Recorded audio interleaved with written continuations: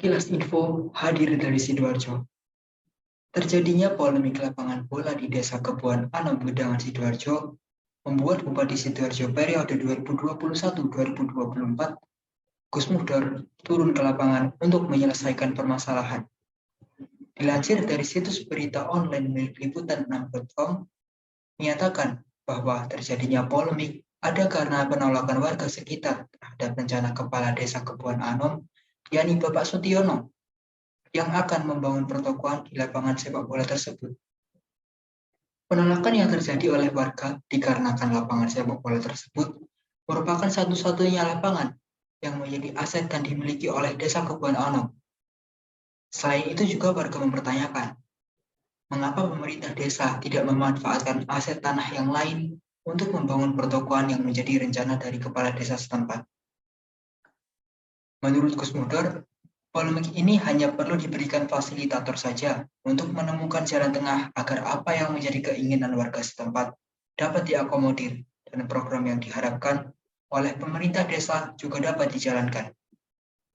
Menurut pemaparan Gus Muhtar, beliau menyampaikan bila titik temu antara warga dengan kepala desa sudah ditemukan dan telah mencapai kesepakatannya. Selain itu, Gus Muhtar juga akan mengalokasikan bantuan keuangan khusus atau BKK untuk Desa Kebuan Anom dengan syarat antara warga dan pemerintah desa bersama-sama dengan kompak memajukan desanya.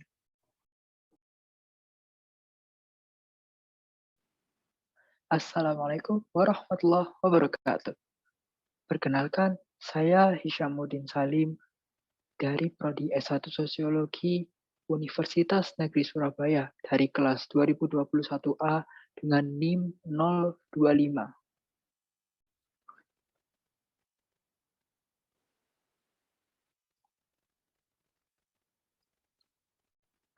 Berdasarkan pada sekilas info yang tadi telah disampaikan, terdapat beberapa pembahasan yang dapat kita kaji dengan materi yang terdapat dalam mata kuliah pengantar ilmu politik, yakni mengenai adanya kekuasaan, kewenangan, serta legitimasi rakyat.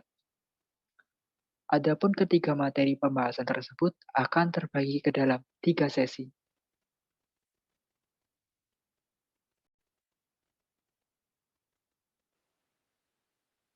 Memasuki sesi yang pertama, yakni membahas mengenai kekuasaan. Kekuasaan politik. Dalam konsepnya, kekuasaan politik terdiri dari dua suku kata, yakni kekuasaan dan politik. Menurut Harold D. Laswell dan Abraham Kaplan, kekuasaan adalah suatu hubungan di mana seseorang atau sekelompok orang dapat menentukan tindakan seseorang atau yang lain dengan keterarahan tujuan yang diinginkan oleh pihak tersebut. Tanpa adanya kekuasaan, tujuan yang diinginkan oleh pemilik keinginan tidak akan berlaku dan tidak akan terjadi.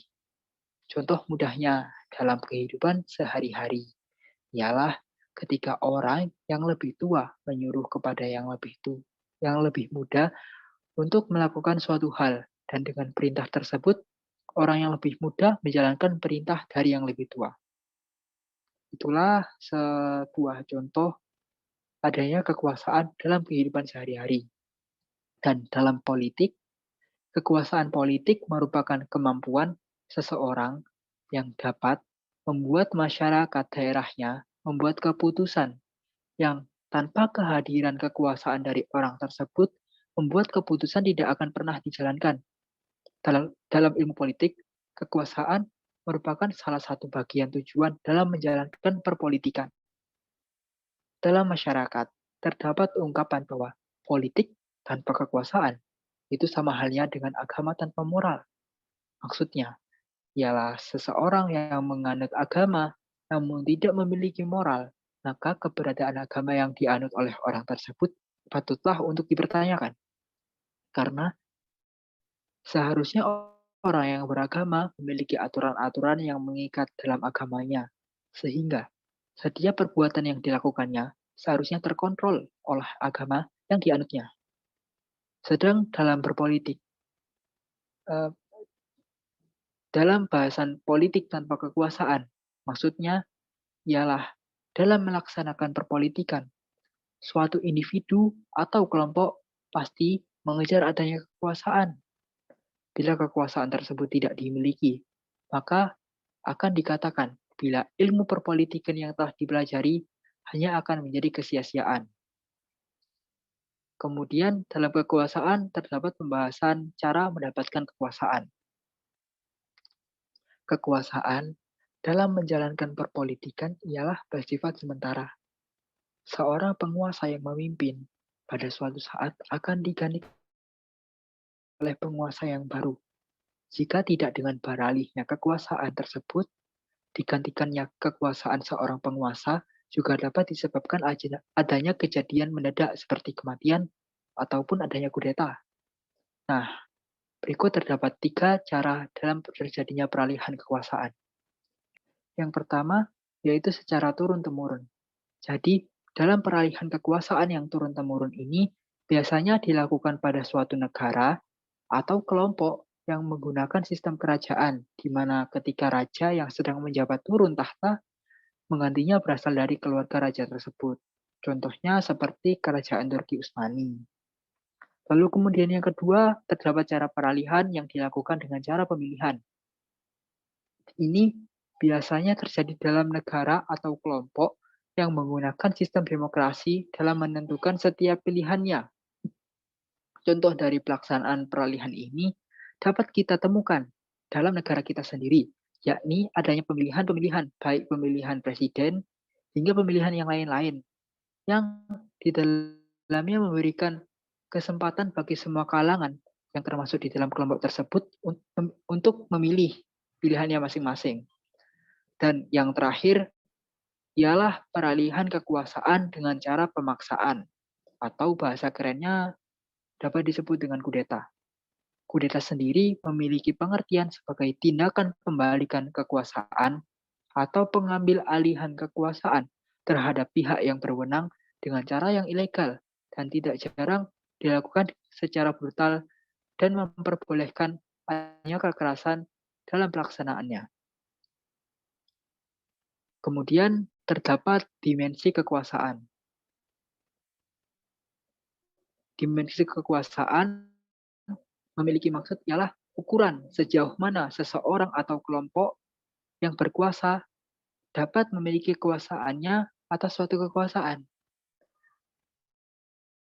Nah, yang pertama terdapat dimensi potensial dan aktual. Dalam dimensi ini, seseorang dianggap memiliki kekuasaan apabila memiliki sumber-sumber kekuasaan seperti kekayaan, tanah, senjata, pengetahuan, popularitas, status sosial, pendukung, serta jabatan. Kemudian yang kedua yakni dimensi kekuasaan konsensus dan paksaan. Dalam pelaksanaannya, dimensi kekuasaan ini saling berketerbalikan. Dalam perpandangan politik, jika dalam dimensi konsensus, keadaan politik berjalan secara normal, maka dalam dimensi kekuasaan yang memaksa, menganggap politik sebagai perjuangan, pertentangan, dominasi, serta konflik. Dalam mencapai tujuannya, kedua dimensi ini juga berbeda, di mana pada kekuasaan yang memaksa hanya mementingkan kelompok kecil dari masyarakat atau dapat dikatakan dengan golongan mereka sendiri. Sedangkan dalam dimensi kekuasaan konsensus memiliki tujuan untuk seluruh masyarakat yang ada. Dalam mencapai kekuasaan, sarana yang diupayakan oleh konsensus ialah dengan menyesuaikan terhadap kebutuhan. Sedang dalam paksaan, sarana yang digunakan ialah dengan fisik, ekonomi, serta psikologis. Kemudian dimensi kekuasaan yang ketiga ialah dimensi positif dan negatif. Dalam pelaksanaannya, dimensi positif dan negatif ini ditujukan untuk mendapatkan ketaatan dan penyesuaian diri dari pihak yang dipengaruhi. Jika dalam dimensi positif, penggunaan sumber-sumber kekuasaan digunakan untuk mencapai tujuan yang dianggap penting dan harus dilaksanakan. Sedangkan dalam negatif, sumber-sumber kekuasaan digunakan untuk mencegah pihak lain mencapai tujuannya. Karena oleh pihak penguasa dianggap pihak tersebut hanya akan melakukan suatu hal yang tidak perlu dan dapat merugikan pihak yang berkuasa. Dimensi yang keempat ialah dimensi jabatan dan pribadi. Dalam dimensi ini dijelaskan bahwa seseorang yang sebelumnya menjabat sebagai penguasa, namun telah habis masa jabatannya tidak akan memiliki kuasa atas setiap hal dalam daerah tersebut. Dan statusnya hanya akan sebagai masyarakat biasa yang hanya dapat menyuarakan aspirasinya kepada sang penguasa. Sedangkan yang dapat melaksanakan kekuasaan ialah penguasa yang sedang menjabat. Kemudian yang kelima terdapat dimensi implisit dan eksplisit. Dalam dimensi implisit, pengaruh kekuasaan tidak dapat dilihat, namun dapat dirasakan. Sedangkan dalam eksplisit, pengaruh kekuasaan dapat ditemukan secara jelas dan juga dapat dirasakan. Kemudian yang terakhir adalah dimensi kekuasaan langsung dan tidak langsung. Pada dimensi kekuasaan langsung, penggunaan sumber kekuasaan digunakan untuk mempengaruhi pembuat dan pelaksana keputusan dengan melakukan hubungan secara langsung dan tanpa adanya perantara. Sedangkan dalam yang tidak langsung, penggunaan sumber kekuasaan digunakan untuk mempengaruhi pembuat dan pelaksana keputusan melalui perantara atau pihak lain yang memiliki pengaruh yang sama besarnya atau bahkan lebih besar terhadap pembuat dan pelaksana keputusan. Misalnya, ialah kekuasaan media dalam mempengaruhi putusan pemerintahan dalam membuat atau menjalankan sesuatu.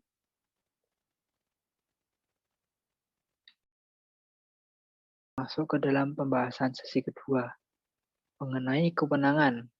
Kewenangan merupakan hak untuk melakukan sesuatu atau memerintah orang lain untuk melakukan atau tidak melakukan sesuatu agar tercapai tujuan tertentu. Kewenangan biasanya dihubungkan dengan kekuasaan. Dalam pelaksanaannya, seseorang yang mempunyai kewenangan akan memiliki kuasa atas apa yang diwenanginya. Namun, seseorang yang berkuasa tidak selalu memiliki kewenangan atas kekuasaan yang dimilikinya.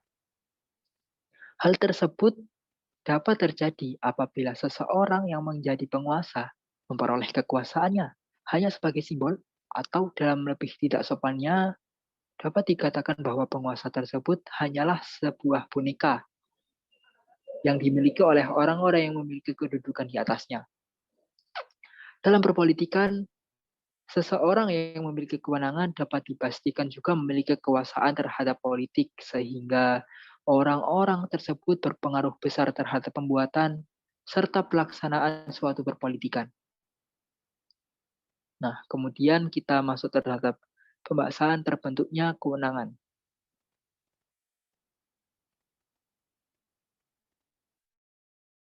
Terbentuknya kewenangan terbagi atas beberapa sumber kewenangan, antara lain, pertama, tradisi dan kepercayaan.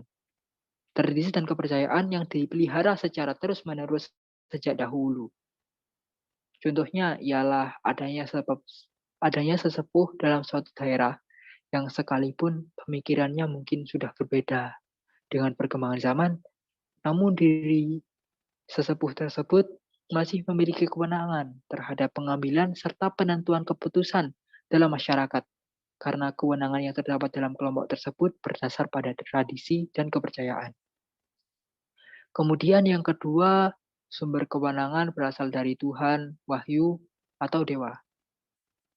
Sumber kekuasaan ini memiliki sifat yang sakral, sebagaimana contohnya dalam umat beragama, yang masing-masing agama memiliki Tuhan yang menyuruh untuk umat beragama tersebut melakukan ibadah kepada Sang Tuhan dan patuh terhadap apa yang diperintahkan oleh Tuhan mereka masing-masing. Hal tersebut juga merupakan bentuk sumber kewenangan. Selanjutnya yang ketiga, terbentuknya kewenangan didapat dari kualitas pribadi sang pemimpin. Hal ini didasarkan pada kualitas yang dimiliki oleh individu yang dalam dirinya memiliki sesuatu yang dapat memberikan suatu hal yang memukau atau mempengaruhi sehingga banyak massa yang mendukungnya dan membuat individu tersebut memiliki kewenangan atas kelompok yang mendukungnya. Kemudian yang keempat ialah peraturan perundang-undangan, konstitusi, dan undang-undang dasar. Sumber kewenangan ini didapat dari adanya hukum yang dibuat oleh pemerintah negara untuk mengatur suatu negara. Dan sumber kewenangan yang terakhir adalah instrumental, keahlian, dan kekayaan iptek. Dalam hal ini, berlaku dalam dunia keahlian dan teknologi, di mana orang-orang yang berkompeten dalam dunia tersebut akan memiliki kewenangan. Seperti misal adanya suatu produk dengan teknologi terbaru, hanya segelintir orang saja yang dapat mengoperasikannya. Maka orang-orang yang berkompeten tersebutlah yang akan memiliki kewenangan penuh untuk mengatur segala hal yang berhubungan dengan produk tersebut. Kemudian setelah membahas tentang terbentuknya kewenangan, kita masuk pembahasan mengenai sikap terhadap kewenangan. Dalam menjalankan kewenangan, pasti terdapat pihak yang menjalankan kewenangan yang telah ditetapkan sebelumnya. Dan dalam menjalankannya pasti terdapat sikap-sikap yang berbeda antara satu masyarakat dengan masyarakat yang lainnya. Di antara sikap-sikap tersebut adalah yang pertama penerimaan secara total. Maksudnya, dalam melaksanakan kewenangan yang ditetapkan, masyarakat menerima secara total kewenangan tersebut. Semisal seperti pada berita yang ada dalam sekilas info yang tadi telah disampaikan bahwa Bupati Sidoarjo memberikan bantuan keuangan khusus. Ya, dan kemudian yang kedua terdapat sikap yang mempertanyakan kewenangan atau skeptis. Sikap ini terjadi ketika masyarakat mempertanyakan tujuan kehadiran kewenangan tersebut untuk apa. Biasanya hal ini terjadi ketika suatu kewenangan terdapat pro dan kontra di dalamnya, karena ketidakjelasan regulasi yang terdapat dalam pengambilan kewenangan tersebut. Dan yang terakhir, terdapat mengenai sikap yang mengkombinasikan antara penerimaan secara total dan mempertanyakan kewenangan. Biasanya masyarakat yang melakukan sikap kombinasi ini merupakan masyarakat yang berhati-hati dalam mengambil suatu keputusan.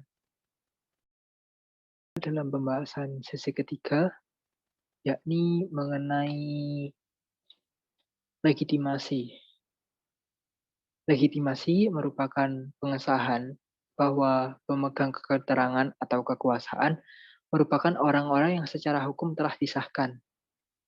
Nah, di sini legitimasi seringkali dihubungkan dengan rakyat atau disebut dengan legitimasi rakyat. Merupakan penerimaan atau pengakuan oleh rakyat terhadap kepemimpinan. Tanpa adanya rakyat sebagai faktor legitimasi, maka kekuasaan yang terpilih tidak akan memegang kekuasaannya. Karena rakyat, sebagai anggota dalam masyarakat, merupakan pemberi legitimasi atas suatu kekuasaan. Dalam pemberian legitimasi, seorang pemimpin tidak dapat memberikan legitimasi atas dirinya sendiri. Dalam legitimasi ini, terdapat adanya objek legitimasi. Nah, menurut Easton, terdapat 3 objek dalam sistem politik yang memerlukan legitimasi agar suatu sistem politik tidak hanya berlangsung secara terus-menerus, tetapi mampu pula mentransformasikan tuntutan menjadi kebijakan umum. Ketika objek legitimasi itu meliputi komunitas politik, rezim, dan pemerintahan. Kemudian, menurut Andain menyebutkan bahwa dalam objek legitimasi ini terdapat 5 objek dalam sistem politik yang memerlukan legitimasi agar suatu sistem politik tetap berlangsung dan fungsional. 5 objek legitimasi tersebut meliputi masyarakat politik, hukum, lembaga politik, pemimpin politik, dan kebijakan. Kemudian masuk ke dalam kadar legitimasi. Dalam adanya legitimasi terdapat kadar-kadar yang terdapat dalam masyarakat. Nah, kadar-kadar tersebut antara lain. Pertama, pralegitimasi. Dalam kadar ini, setiap keputusan dalam pemerintahan diyakini dan dilakukan. Namun, oleh sebagian dari kelompok masyarakat saja. Hal tersebut dapat terjadi karena terbentuknya pemerintahan baru pada daerah tersebut. Nah, kemudian yang kedua, berlegitimasi. Pada kadar ini, pemerintahan dapat meyakinkan masyarakat dan seluruh elemen masyarakat, sehingga semua masyarakat menerima dan mengakui keberadaan pemerintahan yang menjabat. Kemudian yang ketiga terdapat kadar legitimasi yang tak berlegitimasi. Jadi pada kadar ini terjadi ketika pemerintahan gagal mendapat pengakuan dari masyarakat, namun pemerintahan yang sedang berkuasa enggan untuk mengundurkan diri, yang kemudian menyebabkan adanya kadar legitimasi yang tak ada legitimasi. Dan yang terakhir ialah pasca legitimasi. Kadar ini didapat ketika dasar legitimasi sudah mengalami perubahan. Kemudian bahasan selanjutnya ialah cara mendapatkan legitimasi. Legitimasi dapat diberikan pada individu dengan 3 cara, yakni secara simbolis, material, dan prosedural. Pertama, legitimasi yang didapatkan secara simbolis. Ialah proses legitimasi dengan cara menumbuhkan kepercayaan terhadap masyarakat dalam bentuk simbol-simbol seperti kecenderungan terhadap moral, emosional, tradisi, kepercayaan, serta nilai-nilai budaya. Kemudian yang kedua, yakni secara material. Legitimasi ini dilakukan dengan menjanjikan kesejahteraan material terhadap masyarakat, seperti pengadaan fasilitas-fasilitas yang lebih baik, pembukaan peluang kerja, jaminan ketersediaan pangan, dan yang lainnya. Dan yang terakhir ialah dapatkan legitimasi melalui prosedural. Dalam laksanaannya, legitimasi ini didapat dari diadakannya pemilihan umum untuk menentukan pimpinan atau wakil rakyat. Dalam pelaksanaan legitimasi ini didasarkan pada asas pemilihan yakni Ruber Jur Deal atau singkat dari langsung, umum, bebas, rahasia, jujur, dan adil. Jika pada proses pemilihan tidak terdapat adanya asas pemilihan tersebut, maka kemungkinan adanya legitimasi akan tertolak atau terjadi hilangnya legitimasi. Dengan berakhirnya pembahasan mengenai cara mendapatkan legitimasi, maka sesi ketiga ini juga berakhir. Dan dengan berakhirnya sesi ketiga ini, maka pembahasan pada kesempatan ini juga kami akhiri. Terima kasih kami ucapkan kepada pihak yang telah menyimak pemaparan kami. Kami sampaikan mohon maaf sebesar-besarnya atas segala kekurangan yang ada. Bila ada kritik atau saran, dapat sekiranya untuk disampaikan melalui kolom komentar. Terima kasih.